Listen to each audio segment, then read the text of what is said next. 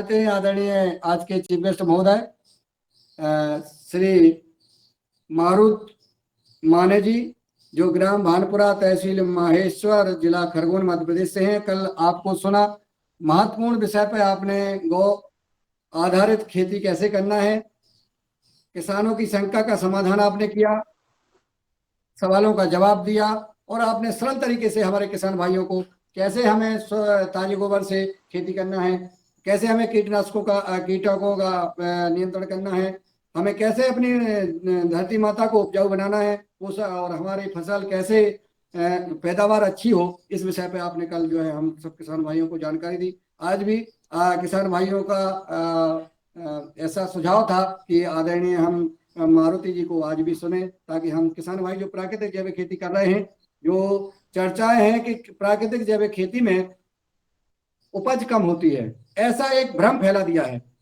और जो जैविक खेती में हमारा जैविक खाद कैसे, किस मात्रा में, कहाँ डालना चाहिए, कब डालना चाहिए, क्या क्या हमें सावधानी बरतना चाहिए, विधि हमारी क्या होना चाहिए, इसको ना बता करके सीधा दुष्प्रचार किया जाता है, ताकि विदेशी कंपनियों का जो फर्टिलाइजर है उसकी बिक्री होती रहे, बीमार होते रहे लोग, अस्पताल में जाते रहे, तो जो एलोपैथी वाले जो कंपनियां हैं उनका भला होता रहे। इसलिए हमारे किसान भाइयों को गुमराह कहते हैं। आइए हम योगाहार कार्यक्रम में अपने किसान भाइयों की शंका का समाधान करते हैं और हम प्राकृतिक जैविक खेती की ओर बढ़ते हैं। भारत सरकार का जो उद्देश्य है, हमारे देश का और प्रदेश का, हमारी सरकारों का जो उद्देश्य है, पतंजलि परम पूज्य स्वामी जी, परम सिद्ध आचार्य जी, पतंजलि योगपीठ, हमारे आदरणीय पवन कुमार सर जी के नेतृत्व में जो योगाहार कार्यक्रम चल रहा है, उसका उद्देश्य है कि हम किसानों को सही राह पर ले जाएं, सही मार्गदर्शन दें। आदरणीय मारुति माने जी, सादर आमंत्रित।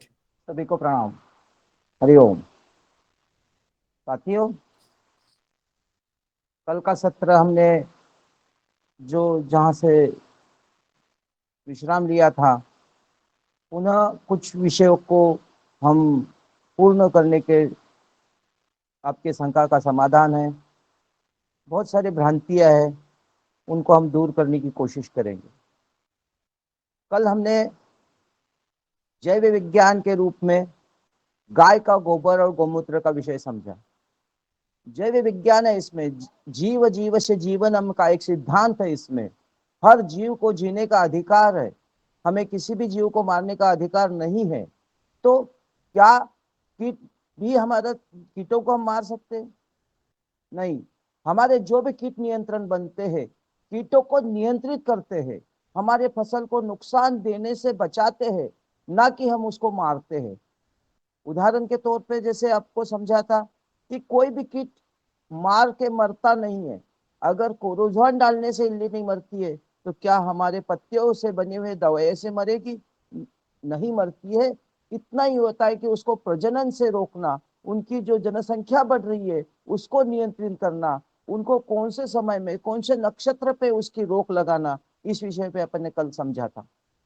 फिर भी आज समझाता हूँ कि हमने पूर्णिमा और अमावस्या के एक दिन पहले अगर हमने कीट नियंत्रण को उपयोग किया, तो हम कीटों का प्रजनन रोक के उनकी संख्या को रोकने का काम करते हैं। मतलब हमारा बहुत बड़ा काम, क्योंकि उनकी आयु बहुत कम होती है।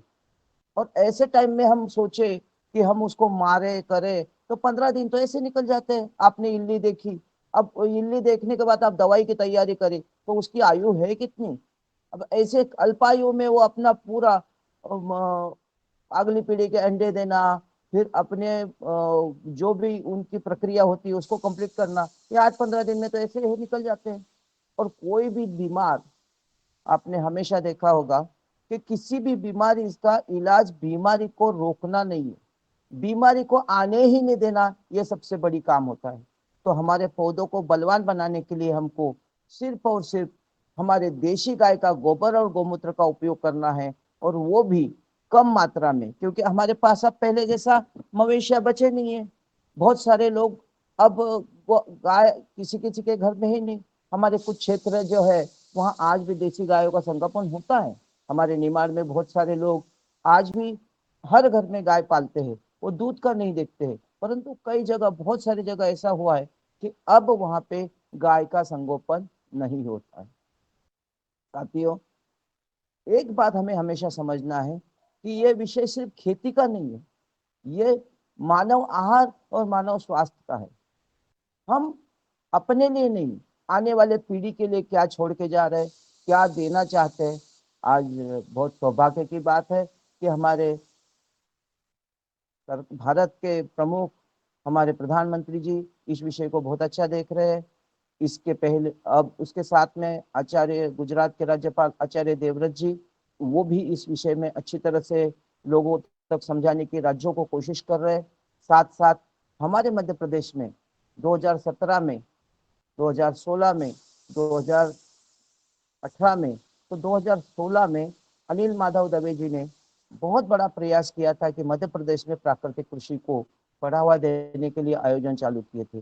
परंतु दुर्भाग्यवश हुआ क्या कि हमारे लोग पूरा नहीं समझ पाए, क्योंकि कोई भी अधूरा ज्ञान ज्ञान से ज्यादा घातक होता है। आप ना करो तो बहुत अच्छा है, परंतु अधूरा करने से जो होना है उससे उल्टा होता है और हम नुकसान पाते हैं। तो साथियों, जो भी करना है पूर्ण रूप से, हम साधना कर रहे हैं, हम योगा कर रहे हैं, हम जो भी कर रहे हैं, पूर्ण रूप से जिसके पास नॉलेज हो उसे समझने में कोई बुराई नहीं। आज भी मैं आपसे सीखता हूँ। मैं कभी ये नहीं कहता हूँ कि मैं 15 साल से कर रहा हूँ तो मैं पूरा हो चुका हूँ, क्योंकि हमारे यहाँ निरंतर सीखने की प्रक्रिया होती है।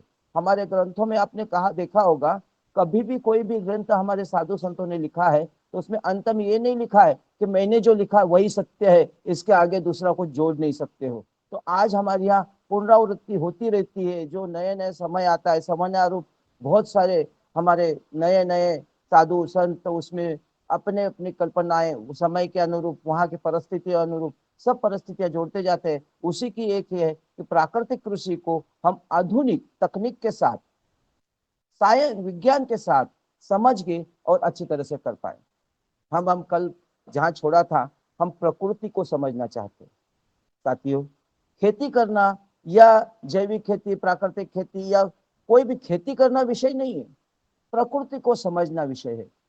हम कहते हैं आज प्रकृति खराब है, इसका मतलब क्या हुआ? अगर हमारा स्वास्थ्य खराब होता हम क्या कहते हैं? आज प्रकृति खराब है। इसका मतलब हम प्रकृति के बने हुए हैं। हमारी प्रकृति है, जो स्वास्थ्य है उसको ऊपर नीचे कहीं न कहीं होता है, और तब हम कहते हैं कि प्रकृति बिगड़ी है। साथियों, वैसे ही धर्म माँ का स्वास्थ्य बिगड़ा है, और उस माँ का स्वास्थ्य सुधारने के लिए दूसरी हमारी माँ है गौ माता, उसका साथ लेना है। तब मानव समाज और हमारा स्वास्थ्य निश्चित रूप से बहुत स्वस्थ हो जाएगा। हमें करना क्या है? प्रकृति को समझने के लिए हमको करना क्या है? प्रकृति को समझना मतलब क्या करना है? तो साथियों, प्रकृति की व्यवस्था को देखना है।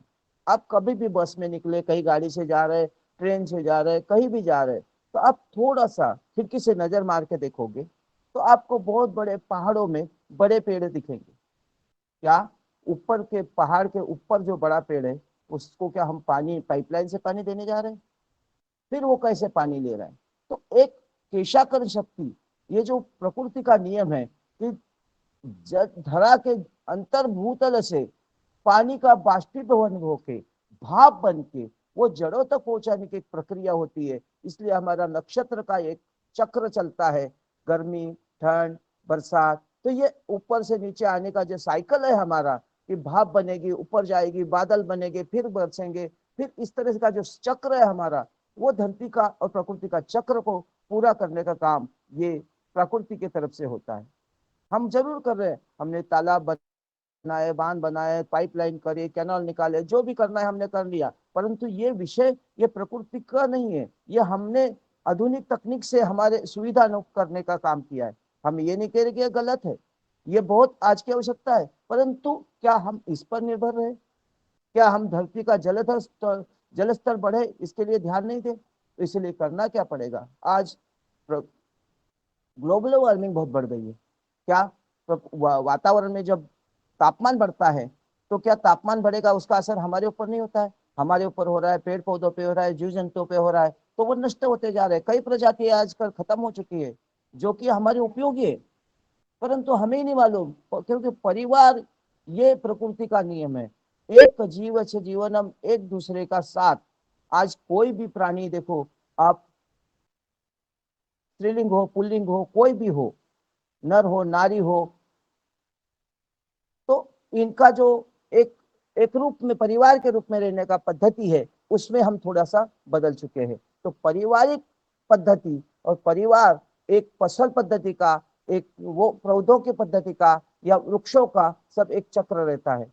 पर तो अपना विषय था पंचतारा की व्यवस्था क्या है। साथियों, आपने देखा होगा कल जैसे बताया कि बड़ा पेड़ जो 15 से 20 फीट तक जाता है, उसमें इमली, बरगद, पेड़, पीपल, नीम, बड़े आम, जो हमारे देसी आम आता है वो आ गए, कबीट आ गया, बहुत सारे ऐसे पेड़ हैं जो 15 से 20-25 फीट तक ऊपर जाते हैं और उनका आकार जो होता है बहुत विस्तार रूप से गोलाकार होता है।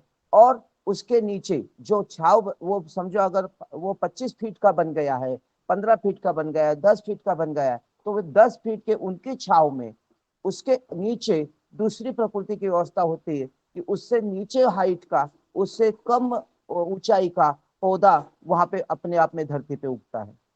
वो धरती के पौधे के नीचे, उसके आगे नीचे एक और एक पौधा उगता है। इस तरह से 5 प्रकार के लेयर में धरती के ऊपर के पौधे उगते हैं।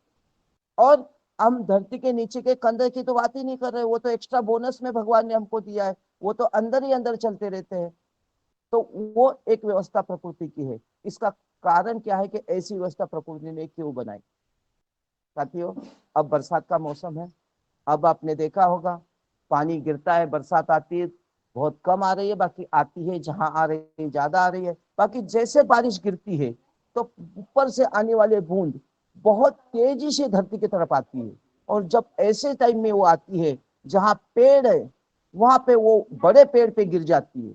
जैसे वो बड़े पेड़ पे गिर जाती है, उसकी गति बहुत कम हो जाती है। वैसे ही वो उस पेड़ के पत्तों के बीच में से झिरते हुए नीचे वाले पेड़ पे गिरती है, नीचे वाले पेड़ से उसके नीचे वाले पेड़ पे गिरती है। और जो जब धरती पे गिरती है तो एकदम अल्लद बच्चे को जैसे हम अपने माँ जैसे गोद में लेके बैठती है, ऐसे अल्लद तरीके से उठा के वो धरती पे पहुंचा देती है। इससे क्या होता है, आपने देखा हुआ खाली जमीन है, हमारे किसान उसको हाथ के पूरी तरह से जो फसल के बीच में से पूरा खुला करते हैं। तब जैसे इतनी बूंद जोर से आती है तो आपने देखा होगा कि वो जमीन पे जैसे गिरती है तो कम से कम आधा 1 इंच का गड्ढा कर देती है। और उस गड्ढे में जो आपने खेत में ह्यूमस बनाया वो पानी के रूप में बह के नीचे जाता है। और इसीलिए आप बरसात के मेन समय में देखते हैं कि जितना भी धरा में ह्यूमस बना है, जो उपजाऊ जमीन बनी है, वो बह के नदी नालों के तरफ से समुद्र में चली जाती है, हमारी उपजाऊ मिट्टी बह जाती है। तो ये प्रकृति की व्यवस्था है कि जो स्थिति, जो परिस्थिति है, जो जहां है वहां रोकने के लिए हमारे घास फूस इनको प्रकृति ने बना के रखा है। वो उपयोगी है, दुरुपयोगी नहीं है, वो हमारे नुकसानदायक नहीं है। सिर्फ इतना ही समझना है कि कौन सी व्यवस्था, किसकी जड़ कितनी नीचे जाती है, किसकी जड़ कितनी ऊपर आती है, कौन हमारे प्रकाश संश्लेषण को रोकता है, उनको सिर्फ रोकथाम करना है, उनको वहीं के वहीं कम ज्यादा ऊंचाई में काट के रखना है, आच्छादन करना है। हमारे 2 विषय आज बचे, प्रकृति का आच्छादन कैसे करे, माँ हरी धरा है हमारी, धरती माँ को हरी साड़ी कैसे पहनाना है, और उसका खाद का उपयोग कैसे करना है, जो है उसका उपयोग करना है। कोई भी प्रकृति में कोई भी आने वाला वनस्पति हो, पेड़ हो, पौधा हो, कोई भी जिस धरती में उगा है कि वो वही काम का है। हमारे यहाँ कहते हैं कि कोई भी धरती में जो कमी होती है, अब उदाहरण के तौर पे हमारे शरीर में कोई घाव हो जाता है, क्या हर कोई डॉक्टर पे जाता है? हमारे पहले क्या ये डॉक्टर ही अस्पताल ही थे? तो ये कैसे ठीक होता था? तो भगवान ने हर सजीव को, मैं तो सजीव कहूंगा, मानव ही जीवन नहीं है, सभी प्राणी जो जीवित है, जो अपना जीवन काल करके अंत में जिसका खत्म होता है, हर सजीव को ये व्यवस्था प्रकृति ने दी है। उनको एक स्त्राव निकलता है, उसको वो ठीक करता है। वैसे मानव के भी शरीर में ऐसे स्त्राव निकलता है, पस निकलता है, जो बुराई है वो बह जाती है, फिर अच्छाई आती है, स्त्राव स्त्राव से वो एक चिपचिका स्राव आता है और जख्म को भर देता है। इसी तरह से प्राणियों को वो अपनी जुबान से चाट के उस जख्म को भरता है। वनस्पतियों में छाल के ऊपर एक स्त्राव चिपकता है, वो स्त्राव उसको भरता है। ये एक निरंतरता की प्रक्रिया है जो सजीवों को मानव ने एक शक्ति के रूप में प्रदान की है। तो वही वाला काम धरती के ऊपर ऐसे ही होता है। तो हम ये कह रहे हैं कि जैसे जैसे हम इस विषय को समझेंगे तो हमको क्लियर हो जाएगा कि हमें क्या करना है। तो एक तो हम प्रकृति में आने वाले पानी से होने वाले हमारे रिसाव को, मट्टी बहाव को रोकना है। नदी नाले किनारे, नदियों के किनारे हमको पौध लगाना जरूरी किस लिए है? क्योंकि इस तरह से घास अगर पौधे होंगे तो पानी गिरेगा, मट्टी बह के नहीं जाएगी, निश्चित शुद्ध रूप जल जो है वो नदी नालों में बहते हुए हमारे मुख्य नदियों में जाएगा और शुद्ध जल हमको मिल पाएगा। दूसरी बात, जब जड़ें नीचे जाती है तो उसके थ्रू जब जड़ों के साथ में पानी, जल भूमि का जलस्तर बढ़ता है और जल संग्रहण में जो आज कमी आई है उसमें भी उसका उपयोग होता है। तो साथियों, ये जो नशे हैं जड़ों के रूप में जो जैसे धरती में जाती है, वही तो हमारे नदी नालों के ये जो हम बोरिंग और ये जो करते हैं तो ये काम वही तो कर रहे हैं। अपने आप में जड़ें खोद के पत्थरों को काट के नीचे जा रही है और हमारा जल स्तर बढ़ाने का काम कर रही है। जब जरूरत हो तो बाष्प के रूप में उसको अपने आप को उपयोग में भी ले रहे हैं। तो हमें पानी भी बचाना है, ये भी करना है। तो प्रकृति को समझ के हम इस विषय को समझेंगे। पानी बाष्पीभवन ज्यादा होता है साथियों। पहले हम खाद गर्मी में डालते थे। किसान को कभी कभी बहुत बुरा लगता है कि तुम्हारी वजह से हमारी धरती में जहर ज्यादा घुल रहा है। कई किसान मेरे बंधु कहते हैं कि यार सब कुछ क्या किसान के दोषी है? ऐसा नहीं है, किसान भी दोषी है। जितना बाकी लोग दोषी है उतने हम लोग भी दोषी है। क्योंकि हम अपने अंदर का दोष जब ढूंढ निकालेंगे तो ही हमारी बीमारी ठीक हो सकती है। सामने वाला क्या कर रहा है इससे ज्यादा हम क्या कर रहे हैं, इसका ही बड़ा उपाय हम निकाल सकते हैं। साथियों, हमने भी वही किया। हमने उसी प्रयास को देखते हुए जो प्रकृति को समझ के जो किया वो अनुभव आपको कह रहे कि जब हमने ये देखा कि ये व्यवस्था निश्चित रूप से है, बाकी कहीं ना कहीं चूक हो रही है, तो ऐसा लगा कि हम इस व्यवस्था को समझते और समझते समझते सीखते सीखते और आज भी निरंतर सीखने की प्रक्रिया में हमें समझ में आया कि जो प्रकृति की व्यवस्था है वो पंचतारा की व्यवस्था है, पंच तत्वों की व्यवस्था है और उस व्यवस्था के रूप में हमें पेड़ पौधों की व्यवस्था को देखना है। इसलिए कभी भी हम बगीचा लगाते हैं, कुछ भी करते हैं, पेड़ पौधे लेते हैं, तो जो जहां है, जो उगा है, हानिकारक है या नहीं है? क्योंकि जब भी कोई धरती में कोई कमी होती है पोषक तत्वों की, तो वो पद्धति का पौधा उस धरती के वहां उगता है। तो इसलिए आपने देखा होगा हर जगह के हर खरपतवार हर परिस्थिति में अलग अलग जलवायु में अलग अलग जगह की होती है। अगर मेरे यहाँ कोई दूसरी अगर कोई चीज है तो आपके यहाँ दूसरा पौधा हो सकता है, आपके यहाँ कोई दूसरी खरपतवार हो सकती है। तो अलग अलग खरपतवार, अलग अलग पौधे, अलग अलग परिस्थिति रूप अलग अलग जगह उगते हैं। इसीलिए हर जगह का वनस्पतियों का महत्व ज्यादा है। तो साथियों, इस विषय को अगर हमें अच्छा समझना है तो एक पहली बात हुई कि पंचतारक व्यवस्था से बरसात का पानी धरती पे गिर के जो बहने वाली जल मट्टी है उसको रोकने के लिए हमको पेड़ पौधे हमारे खेतों में लगाना, मेड़ों पे लगाइए। और ये भ्रम दूर करिए कि पौधे छाव में फसल आती नहीं है। ये जो भ्रम फैलाया गया है, लोग पेड़ काट के फेंक रहे हैं, क्यों? कि बोले छाव आएगी और मेरी फसल बर्बाद हो जाएगी। साथियों, ऐसा नहीं है। प्रकृति ने ऐसा ऐसा व्यवस्था दी है कि छाव में आने वाले पौधे कौन से हैं, कितनी ऊर्जा वह ग्रहण कर सकते हैं, इससे पौधे हम लगाएंगे। क्या हम आज जो प्रकृति के साथ में किसान रोता रहता है कि किसान की परिस्थितियों के रूप उसकी परिस्थिति के रूप उसको नुकसान होता है, क्यों होता है? हम काय के लिए कर रहे हैं, किसके लिए कर रहे हैं? हम समझ पा रहे हैं आज कि हम क्या कर रहे हैं? हमने कपास लगाया और कपास लगाते से क्या सोचा आपने?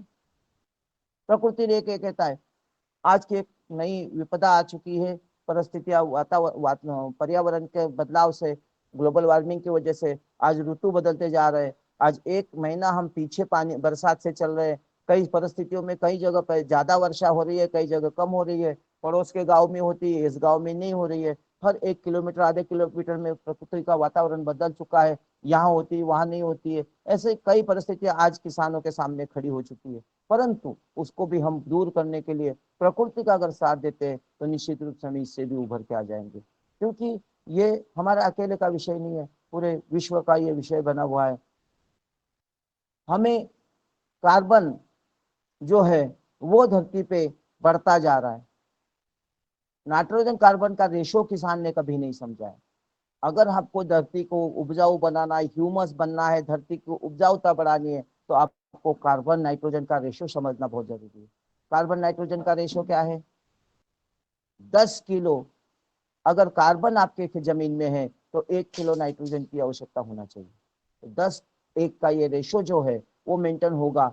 जैसे कि हम चावल और दाल का कॉम्बिनेशन होता है, आपने समझो कि एक 4 कटोरी चावल लिया है और उसमें 1 कटोरी दाल ली है, तो आपका चावल और दाल मिला के आप अच्छी तरह से भोजन कर सकते हैं। उसी तरह से 10 किलो कार्बन और 1 किलो नाइट्रोजन अगर आपके धरती में बना हुआ है ह्यूमस, तो आपके पौधे आनंद से उसको ले सकते हैं और उसकी पोषण शक्ति बढ़ती है। क्योंकि आप सिर्फ नाइट्रोजन डालने से, सिर्फ यूरिया डालने से भी पौधों का वृद्धि नहीं होती है। सिर्फ आपको लहराते दिखेगा 2-3 दिन, उसके बाद भी उसकी पूर्ति नहीं होती है। तो हम जो कार्बन की मात्रा कर रहे हैं, कार्बन बन रहा है, कार्बन नहीं ऐसा नहीं है, कार्बन उड़नशील कार्बन बन रहा है। हमारे यहाँ क्या हो गया है कि हम अधूरा समझते हैं। किसी ने कह दिया कि आप ढेंचा लगाइए, आप हरी घास लगाइए और हरी पौधा करके उसको गाड़ दीजिए, आपके खेत में बहुत सारा कार्बन बनेगा। साथियों, ऐसा नहीं है। कार्बन बनने की प्रक्रिया है, उड़नशील कार्बन, स्थिर कार्बन, ऐसे प्रकार होते हैं कार्बन के। तो धरती पे रुकने वाला हमको स्थिर कार्बन चाहिए, हमको उड़नशील कार्बन नहीं देना है। क्योंकि उड़नशील कार्बन की वजह से हमारे यहाँ वातावरण में बहुत तापमान बढ़ रहा है, कार्बन की मात्रा बहुत ज्यादा हो रही है, वो है बाकी अनुपयोगी हो रहा है। तो इसके लिए उपयोगी के लिए क्या करना पड़ेगा, जब भी कोई हम हरी घास बना लगाए तो उसको काट के धरती पे तभी गाड़ना है जब उसके अंदर फूल लगने आ जाए। तो उसका उपयोग आपके धरती को, हमारी माता को बहुत अच्छा पोषण के रूप में, कार्बन के रूप में होगा। कच्चा अगर हमने डाल के दे दिया तो वो कार्बन जमीन में नहीं रहेगा और वो उड़ के चले जाएगा, ना हमारे पौधे का उसका उपयोग होगा और ना ही हमारी धरती का उसका फायदा होगा।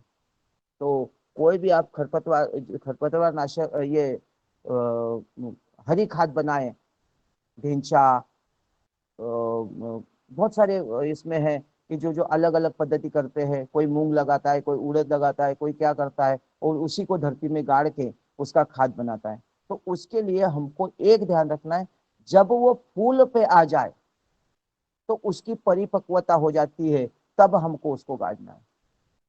तो आपका उपयोगिता बहुत ज्यादा अच्छी तरह से हो जाएगी। तो साथियों, आच्छादन हमारा एक विषय है। तो आपको प्रकृति का ये पंचतारिक व्यवस्था समझ में आ गई। पंचतारिक व्यवस्था में हमें हर पौधा, पेड़ पौधे लगाना है। अगर आप कोई फसल लगा रहे, आपको कीटों को नियंत्रण करना है, तो आपके मेड़ पे अगर 5-7 फीट तक का अगर बागड़ है, तुअर की हो सकती है, दूसरे कोई पौधों की हो सकती है, जाम, आम, चीकू पेड़ों पे लगा के हो सकती है, जो कि आपके पेड़ों के पास में होगी, तो कीट का एक एक अपने ये देखा होगा कि 5 से 7 फीट तक उड़ता है वो। छोटे कीट जो रहते हैं 5 से 7 फीट तक उड़ते हैं। अगर हमारे खेत में ऐसी बागड़ है और यहाँ हमने पेड़ लगाया है, तो निश्चित रूप से वो आके वहां बैठेगा, तो अंदर आने का प्रकोप उसका रुक जाएगा। क्योंकि उसकी क्षमता नहीं कि 7-8 फीट के ऊपर उड़ के वो चले जाए। कुछ कीट है जो बहुत ऊपर तक उड़ते हैं, फिर दूसरे खेत में जाते हैं, बाकी छोटे कीट जो रहते हैं वो वहीं के वहीं उड़ते मंडराते रहते हैं। और ऐसे टाइम में हमको बागड़ के किनारे एक, बागड़ हमारे यहाँ मेड़ पहले इसीलिए तो होती थी, मेड़ों पे हमारे यहाँ पेड़ इसलिए तो लगते थे। मेड़ ही पेड़ का जो, मेड़ पेड़ का संकल्प है कि हर पेड़, मेड़ पे एक पेड़ हो और पेड़ों के किनारे पंछी आके बैठे, कीड़े मकोड़े खाए। इस तरह से ये संकल्पित, ये और ये जो प्रकृति का व्यवस्था था उसको वापस हमको करना है। छाव की व्यवस्था को आपको समझा दिया है कि कोई भी फसल जो छाव में आती है वो लगाइए ना वहां पे, पेड़ क्यों काटे हम।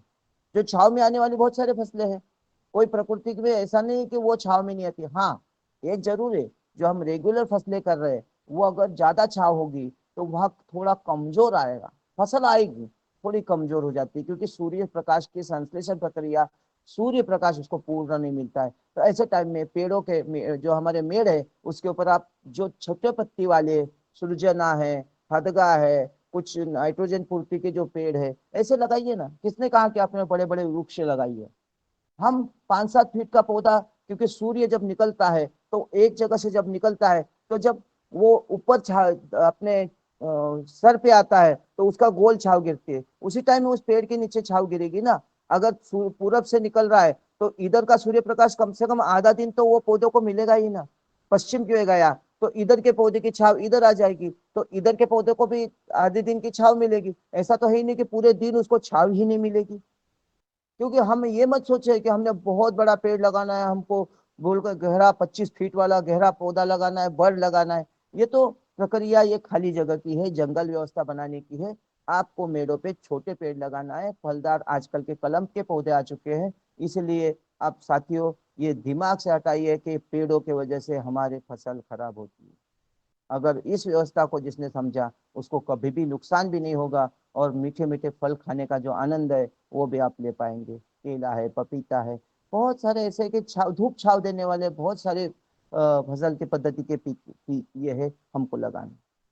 साथियों दूसरा विषय है आच्छादन। माँ धरती को ढक के कैसे रखना, पानी का बाष्पीभवन कैसे रोकना। आज के तारीख में अगर हमको पानी का बाष्पीभवन रोकना है तो धरती के ऊपर आच्छादन होना बहुत आवश्यक है। आच्छादन के भी 3 प्रकार है। सजीव आच्छादन, पहला मृदाच्छादन, फिर सजीव आच्छादन और काष्ठ आच्छादन।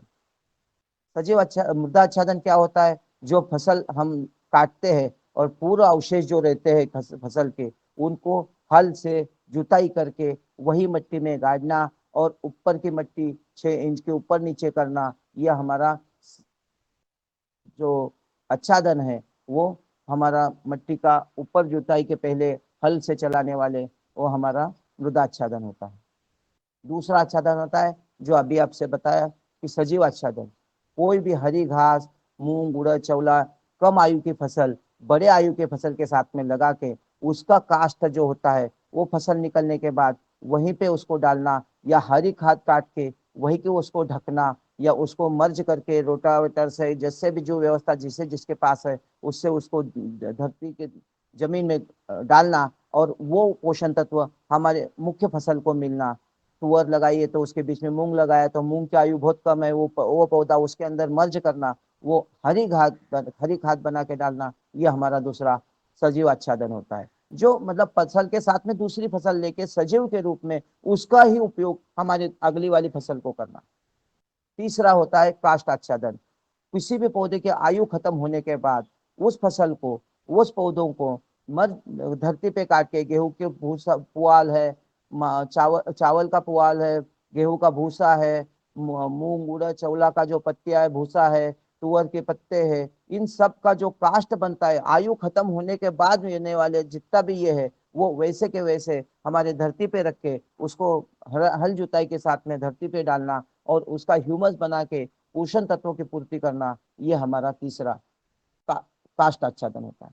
तो इसलिए साथियों किसी भी फसल को जलाना और इसको नुकसान करना ये बहुत गलत है, और वो करना नहीं चाहिए। परिस्थिति अनुरूप अगर आपको बहुत ही ज्यादा कुछ है तो उसको उठाइए, एक गड्ढे में डाल दिए, उसके गोबर डाल दीजिए, उसकी खाद बनेगी, वापस उपयोग में आएगी। ताकि जलाने की प्रक्रिया ज्यादा से ज्यादा ना करे तो अच्छा है। कुछ परिस्थिति अनुरूप अगर थोड़ा बहुत कुछ होता है तो वो आज कोशिश करे, अगर जो प्रकृति को समझेगा उसको बोलने की आवश्यकता नहीं पड़ेगी, वो हर परिस्थितियों में अपनी व्यवस्था को सुधारने की कोशिश करेगा और अनुरूप उसके कार्य करेगा। तो आपको मोटे मोटे तौर पे आच्छादन और प्रकृति व्यवस्था ये समझ में आई होगी। इसके साथ साथ कुछ अगर, क्योंकि आज मुझे 8 बजे आपसे विदा लेना ही पड़ेगा, कहीं जाने का है, तो कोई सवाल हो तो जिस विषय को समझना है उस पर ही अपन बात करें तो अच्छा है।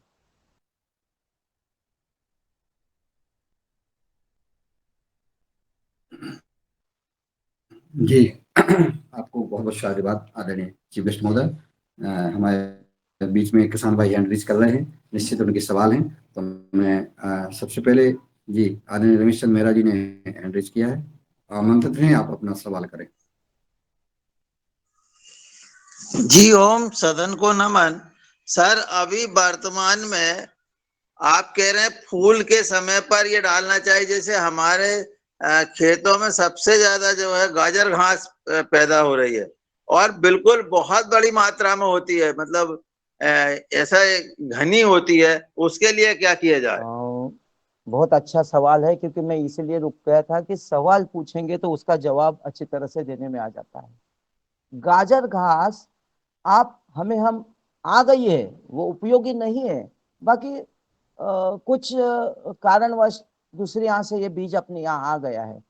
उसका अगर उपयोग हम करें कि इसमें अम्ल ज्यादा है, अगर हम इसको फूल के पहले, मतलब फूल पकने के पहले अगर काट के वहीं के वहीं डाल दीजिए उसी जगह पे, तो दूसरी जो घास है उसको सूर्य प्रकाश नहीं मिलेगा और वहां कोई भी खरपतवार उगेगा नहीं। इसलिए कहा है कि फूल पकने के पहले।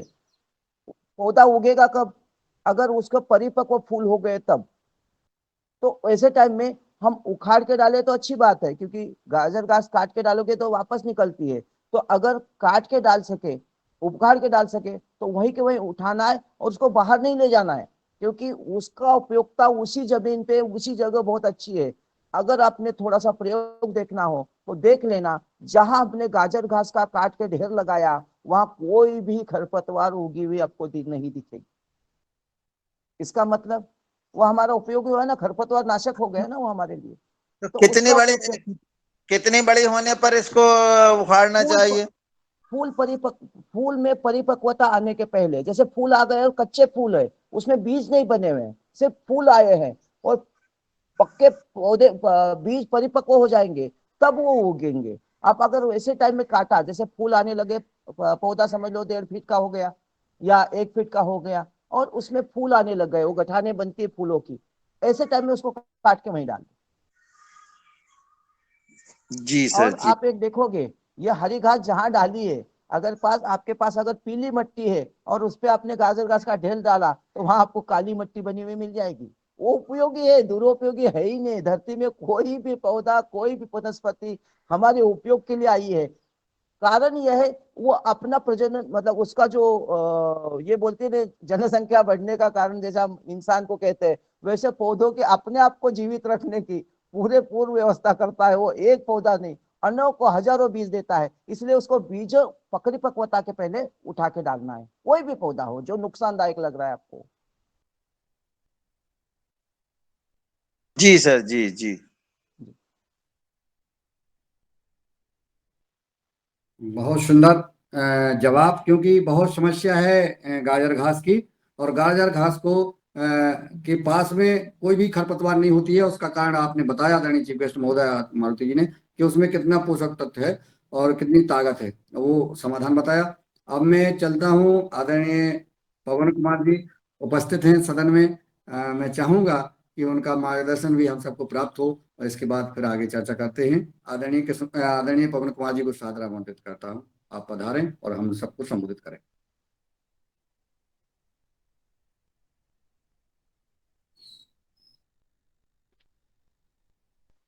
जी नमस्ते सभी को। ओम। बहुत सुंदर आज की हमारी जो चर्चा है, और जो कल का प्रश्न जो छूट गए थे और जो बातें छूट गई थी उनका भी समाधान हो गया है।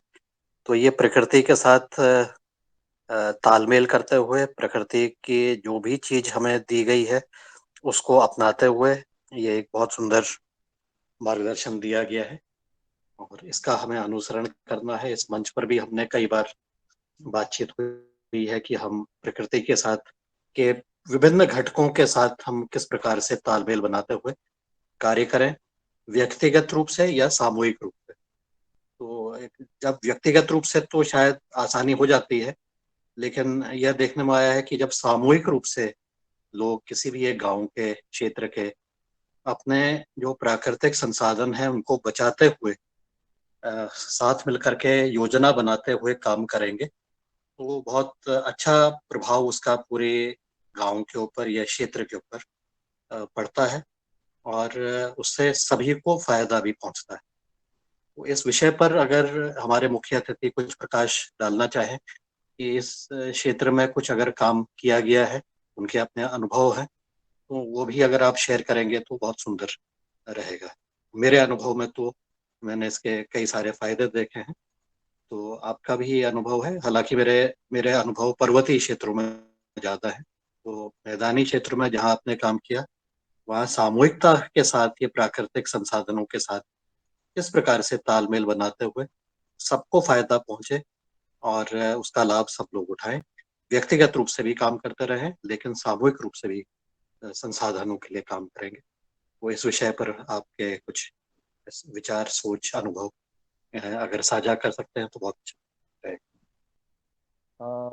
इस विषय पे आज जो आपने बताया, क्योंकि व्यक्तिगत रूप से, क्योंकि पवन सर का अनुभव पतंजलि के साथ में एक वैज्ञानिक के रूप में, एक अनुभवी के रूप में बहुत अच्छा है, क्योंकि पेड़ पौधों के साथ में पहाड़ियों में वो रहे हैं, इसलिए वो एक एक छोटी छोटी बातों को जानते हैं कि वैयक्तिक और ये सा काम करना बहुत आसान है, परंतु सामूहिक काम करना आज के तारीख में बहुत कठिन है, क्योंकि हर कोई स्व का अर्थ समझ नहीं रहा है।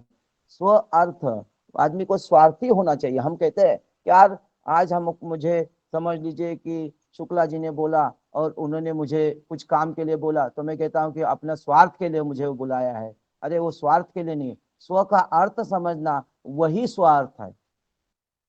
वो अर्थी होना कोई गलत नहीं है। इसी तरह से आज हम सामूहिक रूप से कुछ कार्य कर रहे हैं। जैसे अभी आपने बताया, मैं एक गांव को, पूरा गांव को लेके प्राकृतिक कृषि ग्राम बनाने के रूप में काम कर रहा हूँ। ये भामपुरा तहसील मसनावत का महेश्वर का जो गांव है, इस गांव के लोगों को ये परिक्रमा मार्ग का भी, इस गांव में से परिक्रमा मार्ग भी है, तो हमने एक प्रयास किया है, इस गांव में सामूहिक गोपालन का हम एक प्रकल्प चलाने की कोशिश कर रहे हैं कि किसान, हर कोई किसान एक गाय पालेगा तो उसको एक गाय के पीछे भी दौड़ना पड़ेगा। अगर हम ऐसा करें कि हम 10 किसान मिलकर एक गाय रखें, हमको 1 एकड़ के लिए कितना गाय चाहिए? 30 एकड़ के लिए एक गाय। अगर हम 30 किसान मिलकर एक गाय रखें तो क्या गाय के लिए चारा वो गाय को खा नहीं पाएगी? इससे ज्यादा चारा हम इकट्ठा कर पाएंगे? क्यों नहीं हम ऐसा कोई प्रयास करें? तो वैसा ही प्रयास इस गांव में मैं कोशिश कर रहा हूं। अभी उसका 1-2-3 महीने में इसका पूर्ण रूप चालू हो जाएगा, और यही खाद एक दिन की एक किसान के खेत में, तो 30 दिन में हम 30 किसानों को पहुंचा पाएंगे। क्यों ना ऐसा कोई प्रयास हम करें सामूहिक, जैसे आपने बताया कि कोई भी एक प्रकल्प लेके हम जैसे करके, जरूर मैं ये कहूंगा, ये मॉडल में आपको 6 महीने में ऐसा बना के दूंगा कि जो लोग, हर कोई इसको करके प्रत्यक्ष आके देख के कर पाए।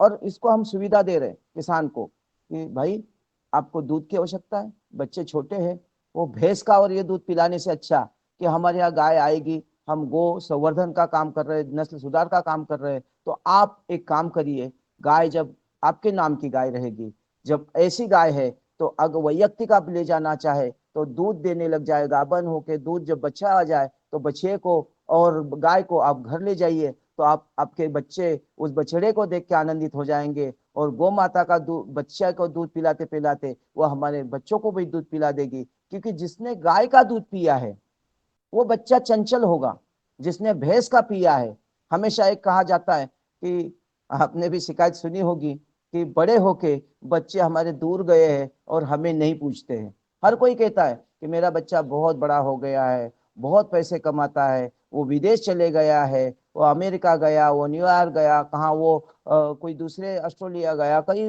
देशों में गया, यूएस गया, और हमें नहीं पूछता है। फोन पे करता है, फोन पे पैसे पहुंचाता है, बाकी हमको कभी कभी याद नहीं करता है। तो मैं पहले सवाल पूछता हूँ, तुमने दूध काय का पिलाया?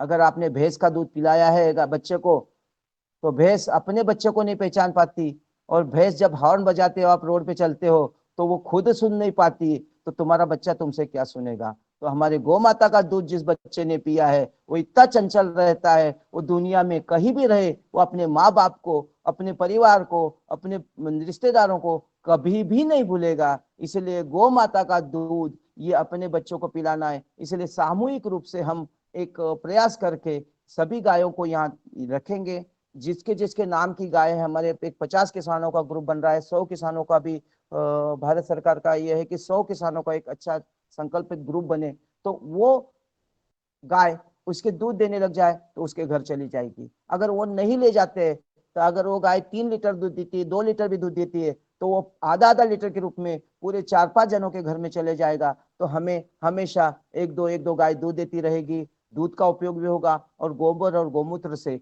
हम यहाँ से खाद बना के प्रक्रिया में पहले 1 एकड़ के लिए उनको एक खर्चा कम करने के लिए सामूहिक प्रयास से निश्चित रूप से हर किसान को पालने से अच्छा कि हम 10 गाय इकट्ठे रखें तो भी 2 लेबर लगेंगे, और एक एक गाय पालेंगे तो 10 लेबर लगेगी, तो 8 लेबर का खर्चा हम बचा पाएंगे। इस तरह से ये प्रयास भी हम कर रहे हैं। तो इसी तरह से छोटे छोटे प्रयास, क्योंकि सामूहिक अगर फसल होती है, इकट्ठी उग जाती है, हमने 10 किसानों ने करे तो उसका ट्रांसपोर्टेशन भी कम लगता है और फिर हमारी फसलें वहां तक पहुंच जाती है। जी सर, कुछ पूछ रहे थे सर?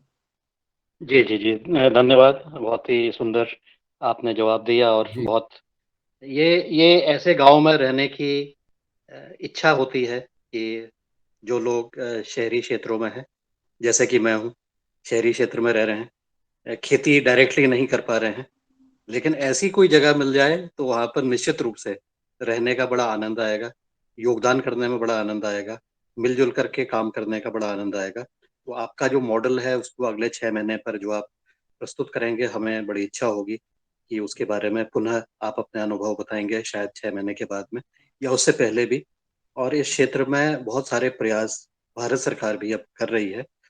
वो ये कह रही है कि जो भी ऐसे लोग, जो गांव के लोग हैं, अगर मिलजुल करके अपने गांव को आदर्श गांव बनाना चाहते हैं तो हमारे साथ संवाद करें, हमें जानकारी दें और हम भी अपनी तरफ से पूर्ण रूप से सहयोग करेंगे।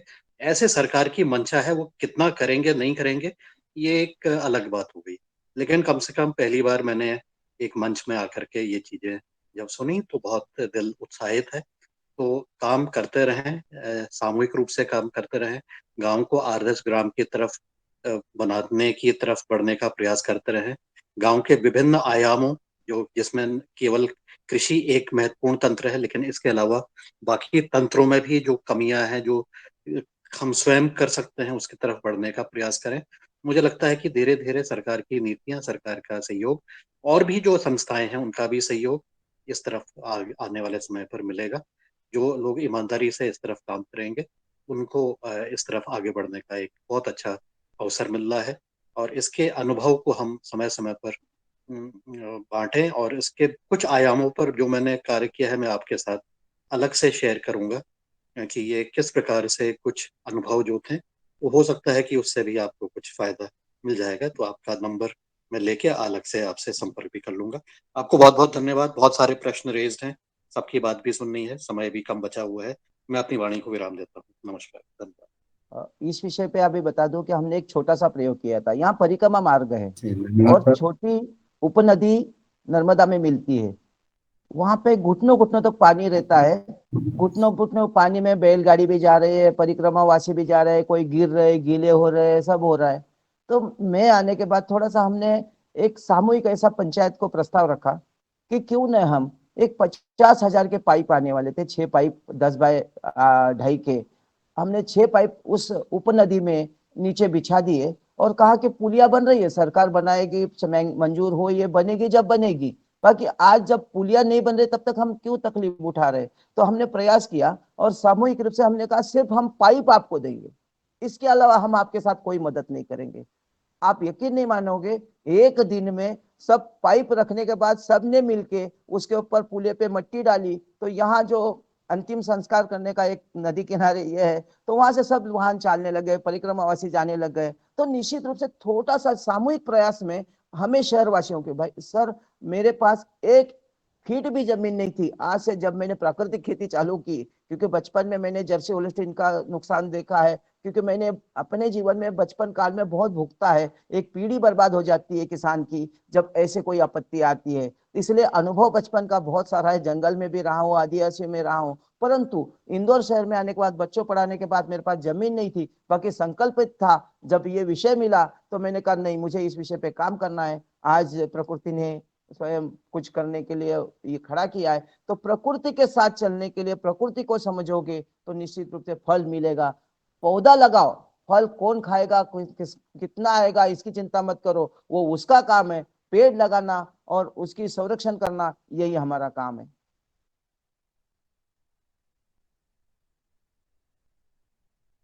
बहुत सुंदर। और 8 बजे तक का समय है और हमारे कई 4 किसान भाइयों ने हैंड रेज जी किया है। तो मैं शॉर्टकट में चाहूंगा आदरणीय शरद वर्मा जी आप अपनी बात रखें।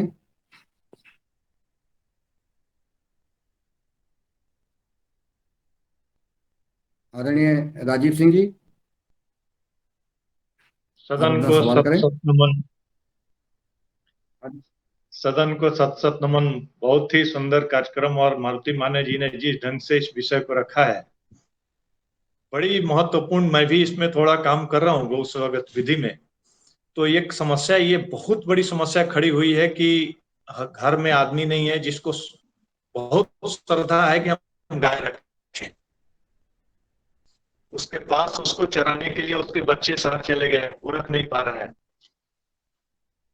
उसके पास उस व्यवस्था को चलाने के लिए उसके अगल बगल में शहरीकरण हो गया, लोगों ने जमीन खरीद लिया और फेंसिंग कर दिया, तो चराने के लिए जगह नहीं बचा। तो ये बहुत ही महत्वपूर्ण विषय आपने रखा है। इसमें मैं आपको बहुत बहुत धन्यवाद और आभार प्रकट करना चाहता हूँ। एक निवेदन है कि अगर आप अपना संपर्क नंबर अगर सामान्य रूप से सबको उपलब्ध करा सकें तो अभी उत्तम रहेगा, जिससे हम कभी आपको संपर्क में आ सकें। वैसे तो उसमें है, फिर भी मैं बता देता हूँ। 900 जी वापस 900 900 900 900 900 जी 2898 2898 98 2898 ये व्हाट्सएप नंबर है। और दूसरा नंबर है 74 जी 890 890 7666 7666 5। 5 2 4। बहुत बहुत धन्यवाद। तो जब भी हो, बस मैंने निवेदन यही किया है कि तुरंत आपका फोन नहीं उठा पाए तो जब भी मैं आपको कॉल करूंगा, समय अनुरूप थोड़ा सा आगे पीछे हो सकता है, बाकी जवाब आपके साथ संपर्क जरूर आपसे कर लूंगा। सदन को कोटि कोटि प्रणाम। आज जी सर भैया, बड़ी महत्वपूर्ण विषय पे मुख्य अतिथि चर्चा कर रहे हैं। जी जी ओम जी ओम। आज बड़ी महत्वपूर्ण बात पे चर्चा हो रही है, और जहाँ गाय या गौ की चर्चा होती है तो वहाँ कहीं ना कहीं हमारा भी दिल उसी ओर आकर्षित होता है। गाय के ऊपर मैंने अभी कुछ दिन पहले ही बताया था कि ऐसे पशु मंत्री हैं जिनके यहाँ एक भी गाय नहीं है। ये चीजें मैंने सदन में उठाई थी कि जो बड़े बड़े पद पे बैठे हुए हैं, जो डायरेक्टर हैं, जो पशुपालन के डायरेक्टर हैं और ऐसे पद पे बैठे हुए हैं, उनके यहाँ पे गाय नहीं है। जो गाय की सेवा से पैसा कमा रहे हैं, भारत सरकार उनको पैसा दे रही है। ऐसे प्रोफेसर है जो गो पे ही चर्चा कर रहे हैं, लेकिन उनके यहाँ पे गाय नहीं है। मेरे को नहीं लगता कि उनके यहाँ गाय के चारे के पैसे नहीं होंगे उनके पास, ऐसा मुझे लगता है। और ना ही उन्हें ऐसी कोई जगह की कमी होगी, वो कहीं भी गौ पाल सकते हैं। लेकिन सिर्फ एक सोच का विषय है। पहले के समय में गाय आदमी अवश्य पालता था। आज गांव के अंदर भी पॉलीथीन के दूध आने लगा है। बताएं मुख्य अतिथि जी कि गांव में भी, हमारे गांव में कभी दूध नहीं आया बाहर पॉलीथीन का। आज हमारे गांव वाले भी पॉलीथीन का दूध खरीद रहे हैं, पॉलीथीन का दूध पी रहे हैं, सब्जियां बाहर से खरीद रहे हैं, सब्जियां शहर से गांव में आ रही है। ये बहुत बड़ा समस्या है, हमारी विकराल समस्या हो गई। तो बहुत बड़ा, इतनी बड़ी ये समस्या बनते जा रही है। ये छोटी मोटी समस्या नहीं है। इनके लिए आप जैसे ही सिपाहियों की जरूरत है, और आप ही लोग इस समस्या को बता सकते हैं, उठा सकते हैं। इसके लिए योगार कार्यक्रम ने बहुत बार इस चीज को उठाया है। और गौ आधारित खेती, आप अगर जेबी की बात करें अगर, तो गो के बगैर आप कैसे उसकी कल्पना कर सकते हैं? हो ही नहीं सकता, हो ही नहीं सकती। तो वो कैसे आदमी गो की आधारित खेती की चर्चा करता है लेकिन गो नहीं पालता? ये एक बड़ा भारी विषय है। आज तो के ये तारीख कैसे में सर कथा करना, लोगों को समझाना, हम उपदेश देने के विषय में आए हैं, हम सुनने के विषय में नहीं आए हैं। हम बोलना चाहते हैं, हम करना नहीं चाहते। जिसको भी, हर किसी को मंच चाहिए, मंच पे बैठ के बड़े बड़े भाषण देना है, जो भी है। अब हमको किसी को दोष नहीं देना है, ठीक है, जो होता है अपनी जगह है। परंतु अब जैसा जो हम कह रहे हैं कि हम जो प्रयास कर रहे हैं, मैंने कहा ना कि मेरे पास 1 फीट भी जमीन नहीं थी, रहने का घर नहीं था। इंदौर में मैंने बच्चे पढ़ाए थे, किराए के मकान में पढ़ाए। बाकी संकल्प लेना पड़ेगा। हम जैसे को शायद माँ धरती ने हमें चुना है, ठीक है, कोई बात नहीं। आएगा, सुनेंगे ना। कल मैं अकेला था, आज हम 500 लोग हैं, कल 1000 हो जाएंगे। 350 मॉडल मध्य प्रदेश में मेरे मित्र है जो कर रहे हैं, आगे 3500 हो जाएंगे। हर किसी ने एक किया तो 3.5 लाख, करोड़ों रुपए लोग हो जाएंगे। देखिए विषय यह है कि आज की तारीख में माँ जो गौ माता है, देखिए त्रिशक्ति मात्र हमारी जो है, जन्म देने वाली माता, धरती माता और गौ माता, इसका कोई भी किसी भी प्रकार से इस धरती से उसको वो हटा नहीं सकता है। कितना प्रयास करे, कुछ भी करे, उत्पत्ति करने वाली और हमें जीवन देने वाली जीवदायिनी, ये तीनों माताएं, जल देवता है, ये सब हमारे धरती पे बहती है, इसीलिए कोई इसको खत्म नहीं कर सकता है। हाँ जरूर है, तकलीफ में आ सकती हो, आज भटक रही है, कुछ नहीं है, बाकी धरती पुत्र अपने जैसे, आपके जैसे सभी सेवाधारी साधु संत सब इकट्ठे होकर अपने आप में इस माँ की व्यवस्था होगी। और हम आशान्वित है ये निश्चित रूप से बहुत जल्दी इसका, क्योंकि अब सबको कोरोना ने समझा दिया, अब गौ माता के लिए ढूंढ रहे हैं, वो होता है, धरती बदलेगी, वो करेगी, सब व्यवस्था करेगी सिर्फ। और इसमें विपदा से ये जागते हैं, जब तक आनंद है तब तक वो देखते नहीं है, ये हमारी थोड़ी सी विडंबना है, परंतु होगा, बहुत अच्छा होगा, विश्व का कल्याण ही होना है और भारत विश्व गुरु ही रहेगा। जी ओम जी। जी धन्यवाद। मैं मुख्य अतिथि जी शरद भैया ने जो बात कही है, जी जी शरद जी। जी, मुख्य अतिथि आपकी बातें बहुत महत्वपूर्ण है और मैं गुजारिश करूंगा आप हमेशा आते रहें हमारे सदन में। जी हो। जी जी जी।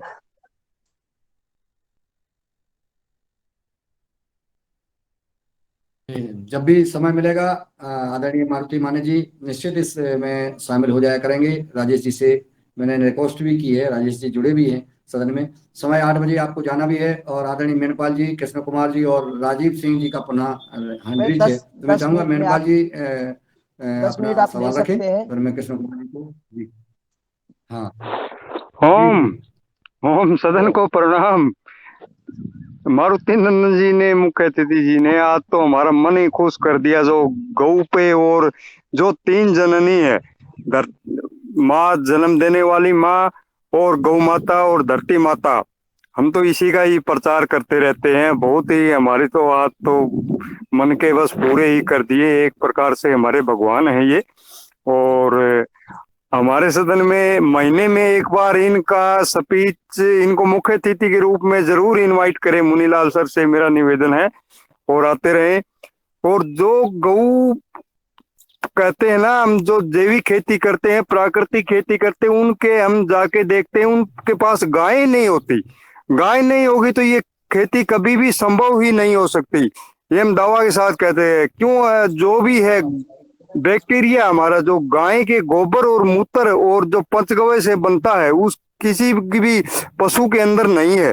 जो जो टाइम को ध्यान में रखते हुए, ज्यादा समय न लेते हुए, धन्यवाद करता हूँ मुख्य अतिथि का और हमारे मुनीलाल जी का जो सदन चला रहे हैं और हमें जो इसमें इनवाइट किया है। और जो 6 महीने से हम इसमें जुड़े हुए, लगातार जुड़ रहे हैं और हमें बहुत कुछ सीखने को मिला है। और हम ये नहीं कहते हम 2014 से करे हमें 8-9 साल से, लेकिन हमें भी बहुत ज्यादा कुछ सीखने को मिला है और आगे भी मिलता रहेगा। धन्यवाद जी।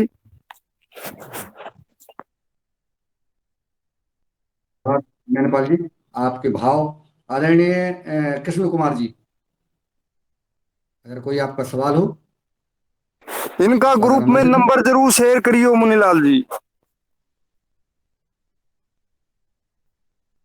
जी जी जरूर जरूर शेयर करेंगे और ग्रुप में जोड़ ही दिया है इनको। जी आदरणीय भगवान दास कुशवाहा जी।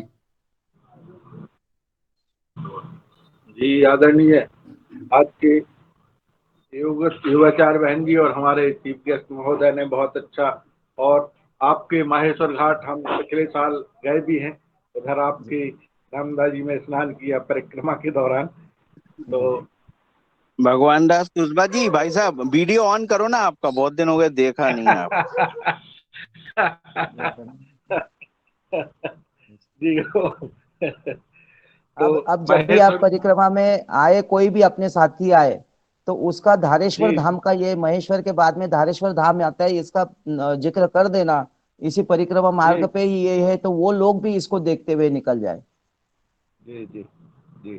तो आज का बहुत अच्छा विषय रहा और बहुत बढ़िया। और आज मैं थोड़ा सबको अपना टिप्स भी देना चाहूंगा कि बरसात का समय है, थोड़ा पानी अच्छा नहीं आ पाता है, तो उसके लिए अपने पास सिला तुलसी ड्राप आता है, अपना पतंजलि का सिला तुलसी ड्राप।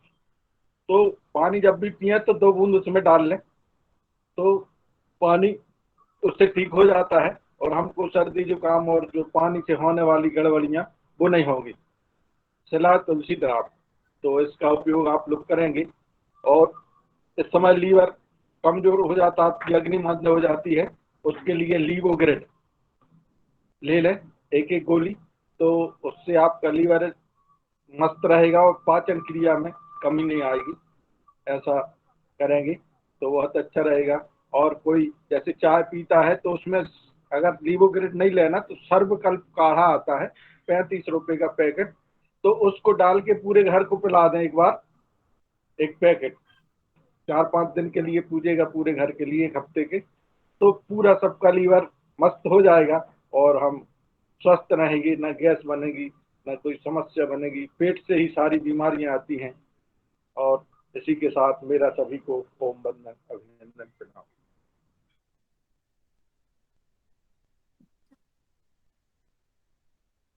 धन्यवाद। और आदरणीय राजीव सिंह जी, आपका पुनः कोई सवाल हो, अब हम समापन की ओर चलेंगे। नहीं, बहुत आदरणीय उत्तम। राजेश सिंह ठाकुर साहब जी। तो चलिए, अब मैं आदरणीय राजेश सिंह ठाकुर साहब की ओर चलता हूँ। वो आए और आज के हमारे चीफ गेस्ट महोदय को 2 दिन आपने आमंत्रित किया और आपने कई किसानों को जोड़ा भी इस युवा कार्यक्रम में, और लगातार आप किसानों से संपर्क में हैं। जो अनुभवी किसान हैं उनका मार्गदर्शन हमें युवा कार्यक्रम मिलेगा। राजेश सिंह ठाकुर से निवेदन है कि अपनी बात रखें और सबका आभार ज्ञापित करने का कष्ट करें। अगर नेटवर्क आपका ठीक हो तो अनम्यूट करें। राजेश जी, अगर आप नेटवर्क में हो तो, क्योंकि इनके यहाँ बहुत बहुत समस्या है नेटवर्क की, पानी नहीं बरस रहा है तो ये। हाँ, चलिए कोई बात नहीं, आप नेटवर्क में नहीं है, आपकी आवाज़ नहीं आ रही है जी। आदरणीय हमारे श्री पवन कुमार सर का हैंड रीच है, मैं सादर आमंत्रित करता हूँ। जी, मैं एक ही छूट गई थी समय को देखते हुए। आज के हमारे योग शिक्षक, उनके द्वारा बहुत सुंदर योग कराया गया।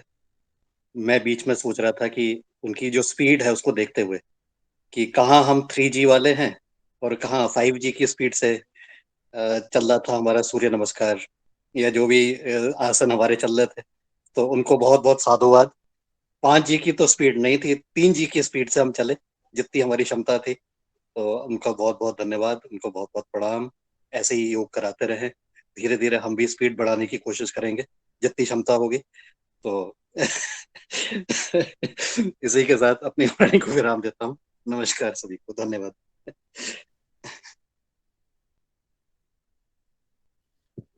आदरणीय योगाचार्य बहन जी।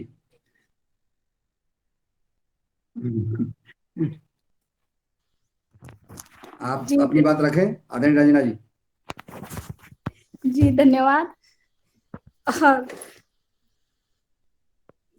पवन सर ने तो हमें क्या कुछ कहा, वो स्पीड तो हम देखते हैं कैसे हो जाते हैं, तो मगर जैसे भी किया, बस किया, प्रयास किया, आपके आपकी कृपा से, आपके आशीर्वाद से जी। वो धन्यवाद।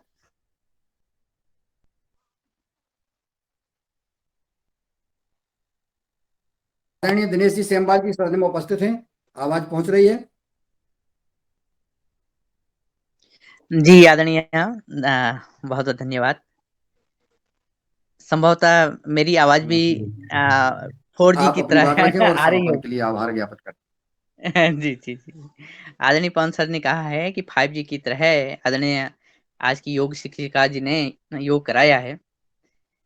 और दिनेश जी आपका वीडियो ऑन करिए ना, बहुत दिन हो गए। मैं पुनः पुनः वीडियो ये नहीं छोड़ेंगे ऑन किसी करूंगा। को, ये नहीं छोड़ेंगे किसी को। ये ये शरद बात जी मत किसी को नहीं करिए। छोड़ते हैं। मैं जल्दी वीडियो खोलने ये वाला और नहीं हूँ। करते आप लोगों में, सफलता आप लोगों में साहस नहीं है कहने का। ये कहते वीडियो खोल लो, कहते आप पहले वीडियो खोल के हमसे वीडियो खोलने की बात करो, ये नहीं कहते ना आप। हाँ, तो आज आदरणीय हमारे जो मुख्य अतिथि जी हैं, उन्होंने बड़ी सुंदर बात, कल की बात को आगे बढ़ाया। और जो मेड़ पर पेड़ का जो संबंध है और फूलों के परिपक्व होने से हमारी खरपतवार प्रबंधन हो सकता है, ये बहुत अच्छी जानकारी दी है।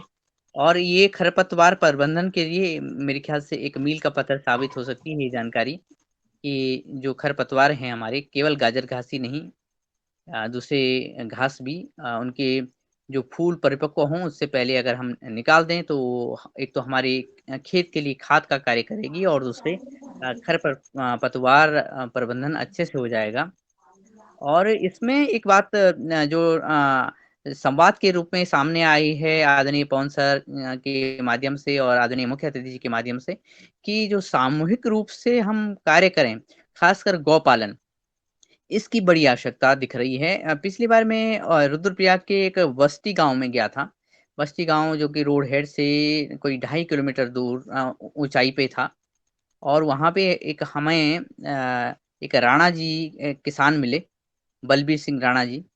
तो वो बता रहे थे कि उन्होंने जो सामूहिक रूप से गौपालन शुरू किया, और 17 पीढ़ी की जो गौवंश है उसको आगे बढ़ाया है। उन्होंने दिखाया, उन्होंने क्या किया कि जो क्योंकि अब तो पहाड़ों में भी हाँ, ये बड़ी दुखद है बात कि गौवंश को, गायों को छोड़ने की प्रथा आगे बढ़ी है, कुप्रथा आगे बढ़ी है। लेकिन उन्होंने क्या किया कि जो बैल हैं, या ज़्यादा तो नहीं, लेकिन 4-6 बैल, 4-6 गाय साल भर में वो आस-पास से माँग लेते हैं कि अगर आपको छोड़नी है या किसी को ऐसे बेकदरी के लिए देने हैं, उससे अच्छा हम पाल दें। और उन्हें पाल करके, पालन-पोषण करके उनको अच्छा बनाया, और जब वो लाभकारी स्थिति में लोगों को दिखी, तो उनको अच्छे पैसे में भी आगे बढ़ा दिया।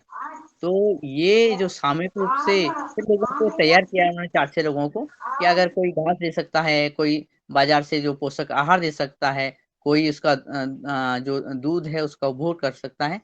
इस तरह से एक सामूहिकता जो पहले गाँवों में थी, उसका उन्होंने प्रयास किया है। वो मुख्य अतिथि जी के माध्यम से आज सामने आया है, इसकी बड़ी आवश्यकता लगी है। दूसरी बात ये है कि जो गाजर घास है उसका उन्मूलन का सरकारी तौर पर एक परिपाटी होती है, 16 अगस्त के आसपास से 30 अगस्त के बीच एक पखवाड़ा होता है। तो उसमें उसका, क्योंकि ये महीना गाजर घास के बढ़ने का है, तो ये उसका उन्मूलन के लिए जो आज के मुख्य अतिथि जी ने कहा है, वो उसी माध्यम से हम उसका उन्मूलन अपने क्षेत्र में कर सकते हैं, और कई तरह की बीमारियों से भी मुक्त हो सकते हैं, और अपनी धरती को, अपनी फसलों को भी खरपतवार प्रबंधन से हम बचा सकते हैं। ये बात मुझे आपके साथ जोड़नी थी। और इसी क्रम में लगातार आप दूसरे दिन जुड़े रहे मुख्य अतिथि के रूप में, और बहुत सारी डिमांड्स हैं, बहुत सारे अनुरोध आपसे ये हैं कि आप महीने में आपका उद्बोधन होता रहे। तो ये भी बहुत ही प्रासंगिक रहेगा कि आपका जो ज्ञान है, और साथ में जो परिक्रमा मार्ग की आपने बात करी है, तो भविष्य में परिक्रमा मार्ग पे हमारी योगहार की समूची टीम परिक्रमा करेगी, ऐसी बहुत आकांक्षाएँ, अपेक्षाएँ और ऐसा मन में है। और इसी के साथ मैं आज हमारे जो मुख्य अतिथि हैं, आदरणीय मानस जी सर, और आज की योग शिक्षिका, उनका समूचे सदन के माध्यम से धन्यवाद। और इसी क्रम में पतंजलि की सभी शाखाएँ, उपशाखाएँ और अन्य संस्थानों से जुड़े हुए लोग जो कि निरंतर इस यज्ञ में आहुति दे रहे हैं। इसी क्रम में आदरणीय भगवान दास कुशवाहा जी, भुवनेश्वर राय जी, वाणेश सिंह जी, टी शर्मा जी हमारे हिमाचल प्रदेश से हैं। बहुत दिनों से मैंने आवाज़ नहीं सुनी, बीच में मैं भी गायब रहा, संभवतः उनकी आवाज़ आई होगी, तो पुनः सुनेंगे। डॉक्टर किशोर दुबे जी। थोड़ा सा निवेदन है, आज कहीं मैया का स्नान के लिए निकलने में पहुंचना है, पूजा पाठ का समय हो चुका है।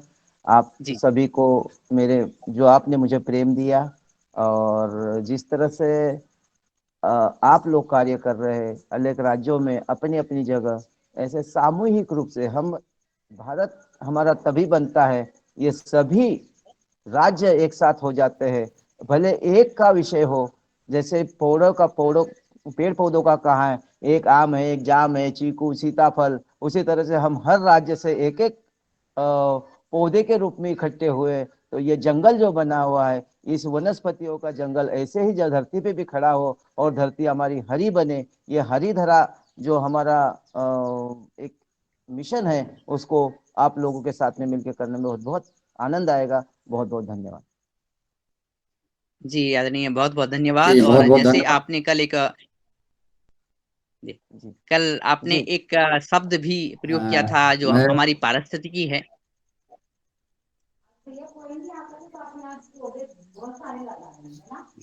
आदरणीय दिनेश जी, बहुत सुंदर।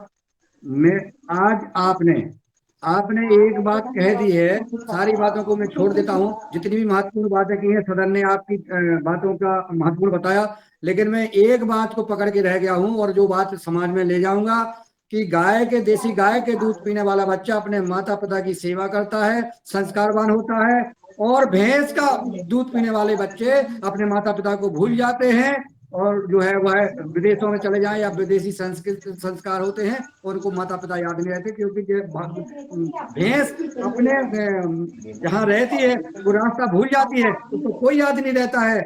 और गाय हमेशा कितने 100 किलोमीटर चली जाए लेकिन लौट के अपने स्थान पे आ जाती है। आज हमने आपसे ये बहुत महत्वपूर्ण बात सुनी जिससे समाज को निश्चित प्रभाव पड़ेगा। ओ बहुत हरिओम। जी आदरणीय, ये बहुत जी महत्वपूर्ण बात है। असल में जिन गुणों गुणों को हम ग्रहण करते हैं उसका वो हम उसको अपने जीवन में साथ साथ ले जाते हैं, और यही कारण रहे होंगे कि पशुओं में भी तुलना की गई है। तो वस्तुतः इसलिए गाय को सर्वमान्य ता दी गई है। और आज के मुख्य अतिथि जी ने जो महत्वपूर्ण बात कही वो काबिल गौर है, उसको हम अंगीकार करेंगे। और बात आगे बढ़ाते हैं कि किरण गुरु जी जो इस मंच पर उपस्थित रहे, साथ में कृष्ण कुमार जी, मणिपाल गोदरा जी, जो कि बहुत अच्छा कार्य कर रहे हैं और लगातार बने हुए हैं इस मंच पर, और नए प्रयोगों को भी आगे बढ़ाते हैं और उसको भी साझा करते हैं। आदरणीय मिथिलेश सिंह जी और नीलकंठ साबले जी, निर्मला जोशी जी, निर्मला जोपे जी, आदरणीय पवन कुमार सर जी, और आदरणीय प्रणाली मराठे जी, आदरणीय राजीव सिंह जी, राजीव सिंह जी, और साथ में राजेश सिंह जी, और हमारे गुरुजी रामेशन मेहरा जी और रामकृष्ण रघुवंशी सर, साथ में रोहताश कुमार जी और रूप सिंह राजपूत जी, आदरणीय हमारी शरद वर्मा सर जी। और मैं असल में कैमरा वगैरह इसलिए नहीं खोल पाया, मैंने प्लास्टिक में बंद किया हुआ है बारिश से बचाने के लिए। मैं अभी मध्य मार्ग में हूँ, रास्ते में हूँ। और आदरणीय श्रीकांत जोपे जी, स्मिता दुबे जी, तुलाराम पटेल जी, उमा शंकर प्रसाद जी, वैशाली विनायक जी, और हमारे आदरणीय डॉक्टर विनय कुमार जी और योगाहार रिकॉर्डिंग टीम, और साथ में हमारे आदरणीय मुन्नीलाल जी भाई साहब, आदरणीय रंजना बहन जी, और सभी लोग